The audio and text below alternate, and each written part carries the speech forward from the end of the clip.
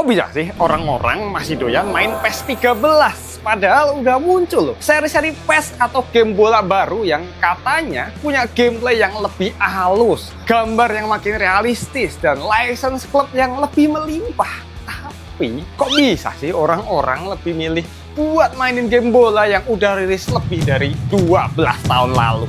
Apa game bola sekarang ini pada jelek banget? Atau emang PES 13 ini gamenya paling kerasa kayak main bola beneran? Atau orang-orang belum bisa pada move on gitu sama masa prime-nya Bang Dodo? Nah, di Bacotan Gaming episode kali ini, aku, Lajunta, gamers yang udah mainin game PES dari zaman komentator Wancu sampai sekarang yang udah berubah jadi game gacha, buka-bukain kartu, bakal ngebedah kenapa kok hal ini bisa terjadi berdasarkan pengalamanku dan teman-teman yang juga mainin PES 13. Jadi, ayo kita bedah misteri ini bareng-bareng. Gak semua game bola itu bisa punya kesan yang mendalam buat gamers. Mayoritas cuma datang dan pergi tiap tahun, dirilis dengan janji baru, tapi cuma segelintir yang bisa nempel di ingatan. Apalagi buat genre olahraga yang siklusnya cepet banget. Tiap tahun ganti, tapi jarang ada yang kerasa spesial. Hal ini juga diperparah sama minimnya inovasi dan upgrade yang dilakuin developer dikala merilis seri baru tiap tahunnya. Cuman hal ini seakan nggak berlaku buat salah satu seri Pro Evolution Soccer yang satu ini. PES yang menurutku dan banyak orang anggap adalah game bola terbaik sejagat raya, yaitu PES 13. Bukan cuma terbaik secara gameplay maupun visual, tapi juga besarnya dampak yang dia berikan ke kalangan gamers. Nah, aku bakal obrolin ke gameplaynya dulu nih. PES 13 ini bisa aku bilang sebagai versi sempurna dari dua seri PES sebelumnya, yaitu 11 sama 12. Di PES 11, kalau kita lihat sekilas itu visualnya cukup mirip sama PES 13, user interface menu, bar karakter, pilihan pas nyusun strategi itu cukup identik sama PES 13. Bisa dibilang peningkatan grafis yang cukup drastis itu bisa dirasain awalnya dari seri ini. Cuman kalau dari gameplay bener-bener feel-nya beda banget. PES 11 itu udah kayak Dark Souls-nya game bola. Sulit setengah mampus. Mau ngumpan itu kudu bener-bener ngepasin ke pemain. Nggak bisa asal pencet X atau segitiga. Ngesut pun juga kudu presisi banget power bar sama positioning pemain. Pokoknya bener-bener bukan PES yang orang-orang kenal gitu. Di PES 12, bola mentalnya lebih ringan. Dribblingnya kerasa lebih responsif. Tapi aku sering ngerasa kalau bola tuh lebih licin ya. Bola bisa gampang lepas dari kaki pemain. Animasi karakternya juga masih agak kelihatan patah-patah dan clunky kayak PES 11. Kayak pakai frame skip gitu gerakan karakternya. Dan paling krusial, belum bisa R2 kotak atau tendangan flashing. Sementara PES 13 itu adalah penyempurnaan dari kedua seri ini. Kalau dari visual, 11 dan 12 itu udah punya grafis yang oke banget. Ningkatnya kerasa gitu dari proporsi badan, wajah pemain, rumputnya lumayan kelihatan bertekstur, lighting yang lebih realistis makin kerasa kalau main bolanya waktu siang, sore, malam, dan upgrade-upgrade lain di sisi visual. Cuma, kalau ngomongin gameplay kedua PES ini, masih punya banyak masalah. Dan masalah-masalah itu bisa terselesaikan di PES 13. Kalau digambarin secara luas, PES 13 ini adalah game bola yang simple, tapi tetap bisa kerasa taktikal. Game bola yang nggak banyak gimmick. Game bola yang straight to the point. Mau ngeluarin one-two, tiki-taka, itu nggak perlu combo aneh-aneh. Nggak perlu roll-roll kayak di AFC. Tapi upgrade yang paling kerasa dari gameplay PES 13 tuh kontrolnya. Game ini tuh punya feel yang enak banget. Responsif. Nggak telat gitu waktu kita pencet perintah, tuh pemain langsung ngelakuin aksi tanpa kerasa bengong. Pas ngoper atau nerima bola pun udah jauh lebih enak dari PES-PES sebelumnya. Nggak perlu terlalu presisi. Teammate biasanya udah mau jemput bola atau lari ke arah jatuhnya bola. Tapi juga nggak bisa asal lempar bola terus tiba-tiba player teleport gitu. Tetap ada strategi dan momentum yang pas. Ini bikin gameplaynya terasa realistis, tapi tetap fun dan nggak bikin emosi gitu kayak di PES 11. Buat masalah AI, di PES 13 ini lawan udah jauh lebih pinter. Mereka bisa nutup ruang. Pressingnya tuh lebih agresif tapi tetap fair. Dan pemain-pemain kita juga bisa gerak tanpa bola dengan lebih dinamis. Jadi nggak cuma nunggu bola, tapi aktif nyari posisi. Hal ini bikin gameplaynya makin hidup. Satu lagi yang bikin PES 13 ikonik adalah fitur Player ID atau Player Attribute. Fitur ini bikin tiap pemain punya karakteristik yang khas banget sesuai aslinya. Misal, Ronaldo itu punya gaya lari, kontrol, dan cara nendang khas dia sendiri. Messi juga kelihatan beda dari winger lainnya. Bukan cuma dari statistik angka, tapi kita bisa lihat kegilaan dia di lapangan dari cara dia gerak, gimana lincahnya, cara dia ngedribble, dan finishing yang juga mematikan.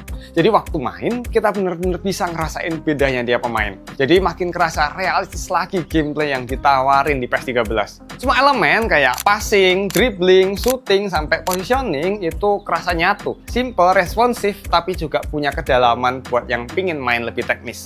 Kayak makin sering main, makin kerasa paham gitu sama ritmenya. Makin kerasa gimana strategi paling ampuh yang sesuai sama playstyle kita.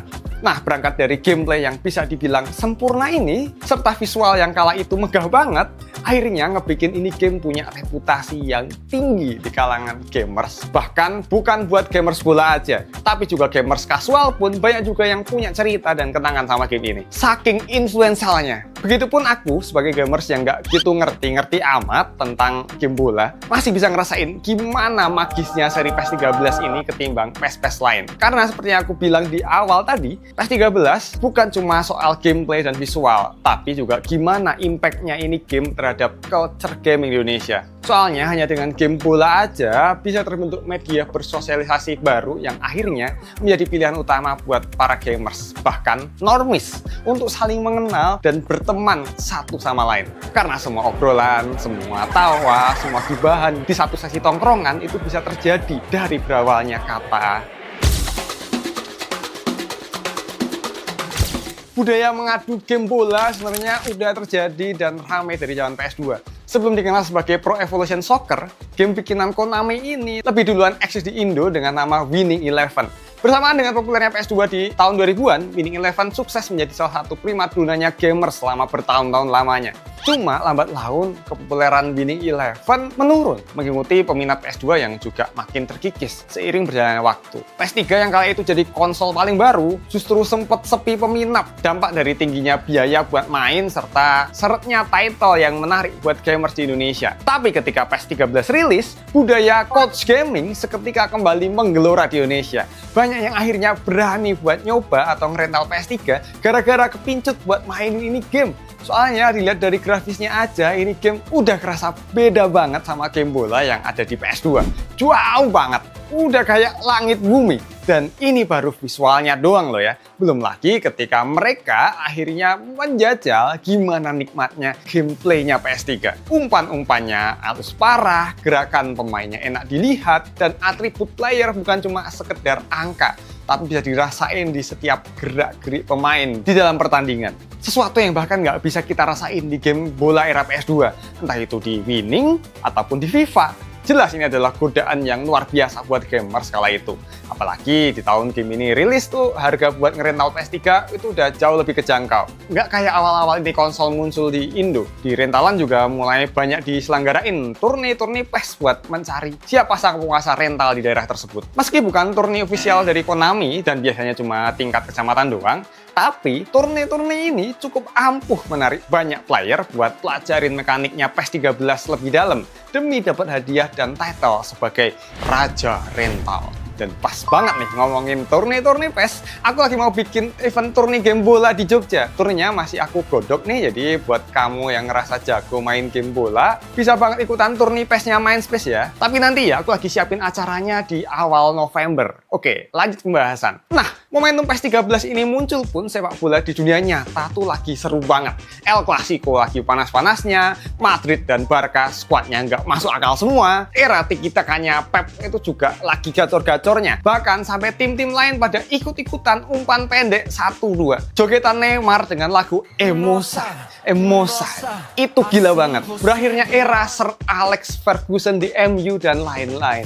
Bener-bener lagi panas banget dunia sepak bola. Nah, dari sini akhirnya reputasi PES 13 mulai keangkat. Bersamaan dengan era sepak bola yang lagi seru-serunya. Disusul dengan menjamurnya rentalan PS3 di daerah-daerah di Indo. Bahkan satu rental tuh bisa isinya pada main PES 13 semua. Full layar hijau. Sebuah pemandangan baru yang kala itu tuh cukup jarang ditemuin di era PS2. Ketika pilihan game tuh masih lebih variatif. Selain di rentalan, PES 13 ini juga punya nama buat para gamer PC atau laptop. Dan jujur aja, aku terpapar sama keseruan dari ini game tuh di PC, bukan di rentalan PS. Sering banget teman-temanku itu pada ngajak mabar PES 13 di kosannya. Main Konami Cup dari jam 8 malam malam itu sampai jam berapa nggak inget. Pas gini sebenarnya aku udah nggak peduli sama gameplay halus, grafis megah atau tetek bengeknya. Yang penting aku bisa ngobrol ngalor ngidul sama teman-temanku sepanjang malam. Dulu mainnya pun juga pakai laptop jadul atau PC temanku yang settingannya tuh low, dan kadang kalau udah panas itu jadi agak patah-patah waktu masuk transisi cutscene. Cuma ya gak ada yang peduli, obrolan masih lanjut dan bahkan makin malam makin liar bahasanya. Nah, ngomong-ngomong soal game mabar, pas banget nih aku ada rekomendasi game online di mobile yang seru banget, judulnya Rio Rise. Game roleplay open world yang ngambil setting di Brazil. Di game ini kamu dan teman-temanmu bisa nge-RP jadi banyak banget profesi atau peran, dari polisi, tentara, sampai ke kriminal. Jadi geng mafia yang ngatur bisnis gelap di kota, sembari nge-explore dunianya Rio Rise yang penuh sama misi dan activity. Dari mulai modif-modif mobil, jalanin daily mission, atau sekedar ngobrol nyantai sama teman di pantai Brazil. BTW, Rio Rise ini aktif playernya udah 500 juta lebih dan terus-terusan bertambah. Jadi udah pasti dunianya rame dan bakal ketemu banyak player baru buat diajak ngobrol dan jalanin misi bareng. Nah, game ini udah ada di Play Store. Linknya udah aku taruh di deskripsi nih. Jadi kamu tinggal klik dan langsung download. Sama aku juga ada kode referral nih yang kamu bisa pakai buat dapat 5 Rio Coins, status VIP selama 3 hari biar cepat naik level, sama dapat quad bike atau ATV juga. Cara masukin kodenya gampang banget. Tinggal masuk ke tab menu, terus ke menu kode promo. Masukin kodenya dan rewardnya udah bisa terklaim. Sama aku juga mau infoin, kalau di game Rio Rise ini kamu juga bisa dapat duit beneran loh kalau kamu gabung sebagai konten partner resmi Rio Rise. Buat ketentuan dan syarat-syaratnya itu udah ada di websitenya riorise.com/partner. Thank you Rio Rise yang udah sponsorin video ini dan Hashtrade Agency buat dukungannya. Lanjut pembahasan PES 13. Jadi terlepas dari faktor gameplay bolanya yang sempurna, PES 13 ini juga sukses ngadirin banyak momen seru bareng teman. Soal aksesibilitas, PES 13 ini juga luas banget.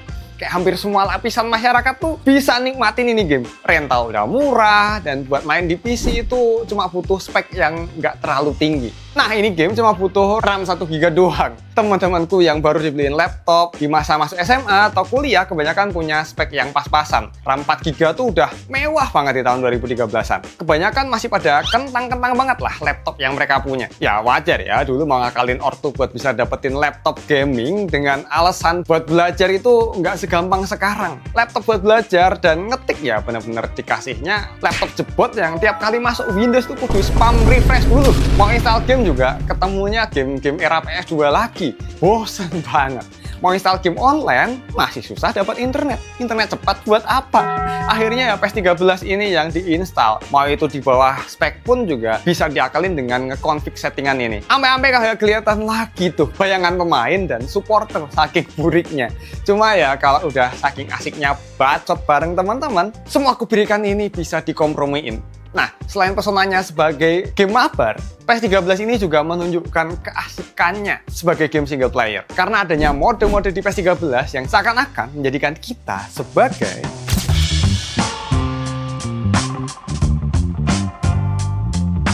PES 13 bukan cuma dirancang sebagai game adu skill antar player, tapi juga pengalaman merasakan game sepak bola secara mendalam dan personal buat playernya. Buktinya ada 2 mode single playernya, yaitu Master League dan Become a Legend. Di Master League, player nggak cuma mainin 1 match bola, tapi kita dikasih peran sebagai manajer, pelatih, sekaligus arsitek tim. Dari nyusun strategi, rekrut pemain, ngatur keuangan klub, sampai ngembangin pemain muda, semuanya dikasih dalam satu paket. Dan di seri 13 ini, semuanya terasa lebih halus dan rapi. Sistem transfer tuh lebih realistis dan ada banyak cutscene tambahan. Dan yang paling penting, tiap pertandingan tuh berasa punya rasa yang berbeda. Rasanya bukan kayak friendly match biasa ya. Ada konsekuensi yang menunggu ketika tim kita kalah atau menang. Rasa aman waktu ngelawan tim yang lebih lemah. Sehingga kita bisa ngelakuin rotasi pemain lapis kedua atau kasih kesempatan ke player muda. Tapi ketika lawan musuh yang lebih kuat, apalagi kalau match final Liga Champion gitu, itu pressure-nya bener-bener kerasa.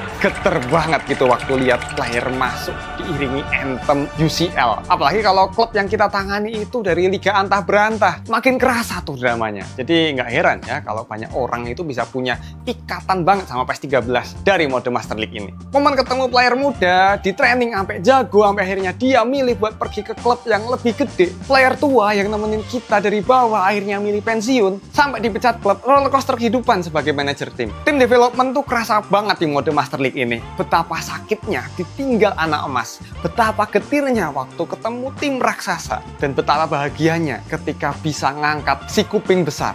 Progres kerasa jelas dari klub antah berantah, perlahan naik kasta sampai jadi juara Eropa. Jujur, momen-momen ini adalah salah satu yang memorable sampai sekarang. Nggak cuma Master League, ada juga mode Become a Legend. Mode yang ngebawa pengalaman yang jauh lebih personal. Karena di sini kita cuma ngendaliin satu player doang. Bisa milih tuh, kita mau jadi player yang udah top, kayak Ronaldo, Iniesta, Xavi, atau pemain yang masih jadi wonderkid kala itu, kayak Eden Hazard, Eriksen, dan Neymar. Atau kalau lebih personal lagi, kita bisa create player dengan nama kita sendiri. Dan mukanya pun bisa diganti jadi muka kita sendiri. Perjuangan mulai dari nol, dari pemain lapis kedua, sampai bisa jadi top skor di UCL, itu juga jadi pengalaman yang luar biasa ketika mainin PES 13 secara single player. Udah gitu, mode Become a Legend di PES 13 itu sukses ngerapiin passingnya. Tiap match itu kerasa penting, tiap assist dan goal itu punya impact yang kerasa banget ke development karakter. Bahkan cara AI dan rekan setim bereaksi itu juga lebih realistis. Nggak lagi asal oper, tapi bisa ngerti posisi dan peran kita di lapangan. Nah, dari dua mode ini, yang bikin banyak player tuh nyantol cukup lama gitu sama ini PES. Nah, selain di PES, mode kayak Become a Legend ini juga bisa ditemuin di game bola yang lebih baru, kayak EFC 26 nih. Ada mode Player Karir.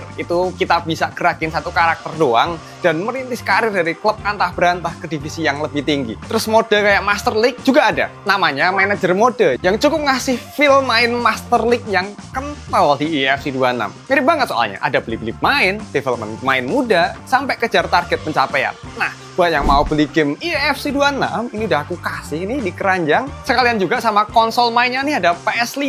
Semua produknya udah aku taruh di bawah sini nih. Cek aja, siapa tahu harganya lagi murah banget. Nah, lanjut lagi ke pembahasan. Sampai akhirnya keluar PES baru pun masih banyak yang asik nih main seri PES 13. Dan emang sih di PES 14 itu diprotes habis-habisan sama gamers karena feel-nya udah beda banget sama PES 13. Dan jatuhnya jadi downgrade jauh gitu dari PES 13. Hal ini akhirnya bikin nyawa dari PES 13 bener-bener panjang banget, khususnya di Indo. Karena sampai sekarang pun aku masih nemuin banyak gamers yang mainin PES 13 ini.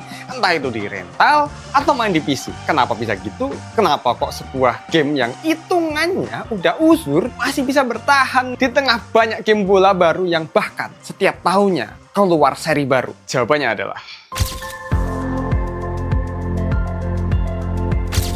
rasanya kurang sreg gitu ngebahas Pro Evolution Soccer tanpa ngomongin patch. Kita tahu sendirilah kelemahan terbesar Konami dengan PES adalah soal license. Banyak tim besar itu muncul dengan nama yang ngawur dan logonya juga nggak jelas. Yang North London lah, Merseyside Red lah, aneh-aneh pokoknya. Tapi dari sinilah justru lahir salah satu kekuatan terbesar PES 13, yaitu komunitasnya. Dari komunitas ini lahirlah yang namanya patch atau mod yang ngubah nama-nama anak tadi jadi tim beneran di real life. Selogo-logonya, sejersey-jerseynya, dan patch-patch ini bakal terus-terusan diupdate. Nah, udah bisa ditebak kan kenapa kok PES 13 bisa umur super panjang? Ini game masih bisa relevan sampai sekarang tidak lain dan tidak bukan karena adanya patch-patch transfer ini. Bayangin deh, dengan gameplay yang udah mendekati peak ini, dengan orang-orang juga banyak yang udah terlanjur nyaman sama passing dan ritme dari PES 13, satunya yang mereka butuhin ya cuma update transfer pemain. Dari yang dulu striker gacor masih dipegang sama Bang Ibrahimovic, Sergio Aguero, dan sang GOAT nih Ronaldo. Sekarang PES 13 udah bisa diisi sama pemain rising star baru macam Alexander Isak, Gyökeres, ataupun Ekitike. Jadi meskipun gamenya uzur, PES ini masih kerasa relevan dengan ngikutin update-update baru yang terjadi di dunia sepak bola. Tapi yang paling menarik dan jadi poin utama, meskipun tampilannya terus dirombak biar lebih fresh, feel-nya itu nggak pernah berubah. Tiap kali kita main, tetap kerasa PES 13-nya masih punya gameplay yang solid, kontrol yang responsif, dan sentuhan khas era keemasannya. Rasanya kayak main game baru, tapi dengan rasa lama ya nggak digantikan. Meskipun nggak bisa dipungkiri juga, kalau sekarang orang-orang juga mulai pada ninggalin seri emasnya ini ke PES yang lebih baru, kayak PES 21 di PS4 atau PES 18 yang juga nggak kalah populernya di konsol PS3. Sampai-sampai banyak orang yang mainin PS3 itu cuman buat main bola doang. Jarang banget di rentalan aku ngeliat orang main game adventure atau RPG gitu di PS3. Apakah orang-orang ini nggak pada doyan ya mainin game di PS3? Nah, semua ini udah aku bahas di videoku yang ini nih. Kenapa orang Indo nggak suka main PS3? Sama aku juga ada show baru nih yang ngobrolin game-game baru. Ada di sini videonya. Ada yang ngebahas Wolverine, ada yang ngebahas Ananta. Ini aku ngobrol sama teman-temanku seru banget rasanya. Pilih salah satu buat kamu tonton atau tonton dua-duanya kalau kamu gamer sejati.